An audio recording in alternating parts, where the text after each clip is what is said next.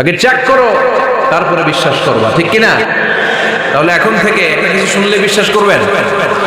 একজন এসে বলল, ভাইজান আপনার মেয়েরে দেখলাম আরেক ছেলের সাথে বাজারে ঘোরাফেরা করে, ওই রমনার বটমূলে দেখলাম আপনার মেয়ে আরেক ছেলেরে নিয়ে পোষ্টি নষ্টি করে। লোকের কথা বিশ্বাস করে বাসায় যে মেয়ের চুলের মধ্যে ধরে মাইর, আইজো মার কাইলো মাইর, এরকম হইতে পারে না?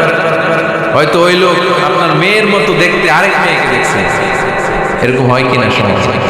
একজন এসে বললো, ভাই আপনি এখানে বাবিরুজ দেখলাম ওই জায়গায় আরেক লোকের সাথে ঘোরাফেরা করতেছে, খবর রাখেন না বাসা? আপনি দেখে মেঘে ঘটনা কি? আমার খেয়ে আমার পরে আরেকজনের সাথে, যে এই বাড়িতে যে মায়ের কোনো কথা নেই।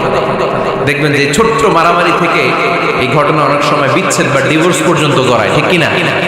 ওই যে শোনা কথায় কানে গেছে, কথা পাইও আপনি চেক করেন না।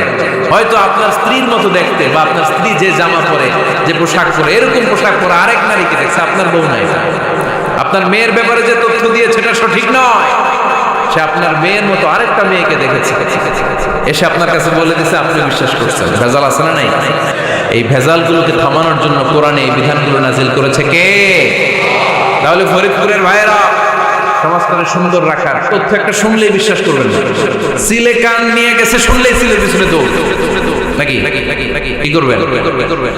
আগে কানে হাত দিয়ে একটু দেখবো কান দুইটা আছে না নাই, তারপরে সিলের পিছনে দৌড়। তাহলে এখন থেকে আমরা তথ্য একটা শুনলে বিশ্বাস করব। তাহলে কি করবেন? বলতে হবে কি করবেন? যাচাই বাছাই, জাস্টিফিকেশন অফ দ্য নিউজ। কোন নিউজ জাস্টিফিকেশন ছাড়া আমরা প্রচার করব, বিশ্বাস করব, শেয়ার করব না। আল্লাহ বললেন, ইয়া আইয়ুহাল্লাযীনা আমানু লা ইয়াসখারু কওমুম মিন কওম। ওহে আমার ঈমানদার বান্দারা, শোনো শোনো, খবরদার কখনো কোনো মুমিন বান্দারে ঠাট্টা করো না, অবজ্ঞা করো না, ঠাট্টা করো না। তার মনে কষ্ট হয় এমন কোন কথা তারে বলো না।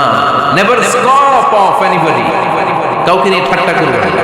তার দেহ নিয়ে, তার আকৃতি নিয়ে, তার বংশ নিয়ে। এক লোকের বাবা ছিল চোর, কিন্তু তার ছেলে অনেক ভালো। আপনি কি তারা বলতে পারবেন তুই চোরের ঘরের চোর?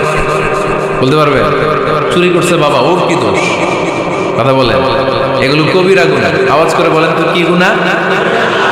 কবিরা গুনাহ। কারো আকৃতি নিয়ে, আমার ফরিদপুরের কলিজার টুকরা যুবক ভাইরা, কারো আকৃতি নিয়ে কখনো অবজ্ঞা করবে না, তুচ্ছ জ্ঞান করবে না। এটা কবিরা গুনাহ, এটা আল্লাহ খুব অপছন্দ করেন। এর কারণ আকৃতিটা আমাদের হাতে নাই।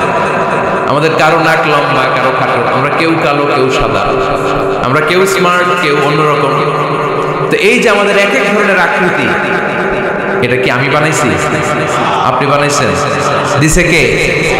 এই জন্য কারো দেহের গঠন নিয়ে যদি আপনি অবজ্ঞা করেন, এটা প্রক্ষান্তরে আপনি স্রষ্টাকে নিয়ে অবজ্ঞা করেন।